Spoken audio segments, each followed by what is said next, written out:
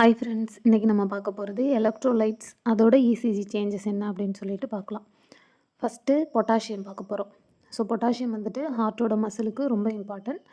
So அதில் ஹைப்போகலிமியா potassium கம்மியாக இருந்துச்சு அப்படின்னா இசிஜி எடுத்து பார்த்தோம் அப்படின்னா அதில் எஸ்டி செக்மெண்ட் டிப்ரெஸ்டாக இருக்கும், டி வேவ் வந்துட்டு இன்வெர்ட்டடாக இருக்கும், தலைகீழாக இருக்கும், யூ வேவ் வந்து நல்லா ப்ராமினெண்ட்டாக நமக்கு தெரியும். நார்மல் இசிஜியில் தெரியறத விட இதில் நல்லா தெரியும். அடுத்து ஹைப்பர் கலிமியா அப்படின்னா பொட்டாசியம் அதிகமாக இருக்குது. ஸோ இதில் எப்படி இருக்கும் அப்படின்னு பார்த்தோம்னா எஸ்டி செக்மெண்ட் எலவேஷனாக இருக்கும், மேலே இருக்கும், டிவே வந்து ரொம்ப ஹைட்டாக இருக்கும். நெக்ஸ்ட்டு வந்துட்டு ப்ரொலாங்டு பிஆர் இன்டர்வல் இருக்கும்.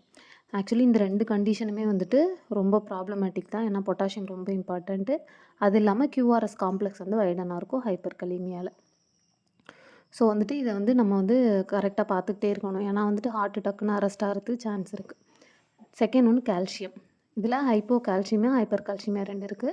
இதில் வந்து மசிலோட கண்ட்ராக்ஷன், இப்போ ஹார்ட் மசில் இருக்குது அப்படின்னா அதோட கண்ட்ராக்டிலிட்டிக்கு கால்சியம் தான் ரொம்ப இம்பார்ட்டன்ட்.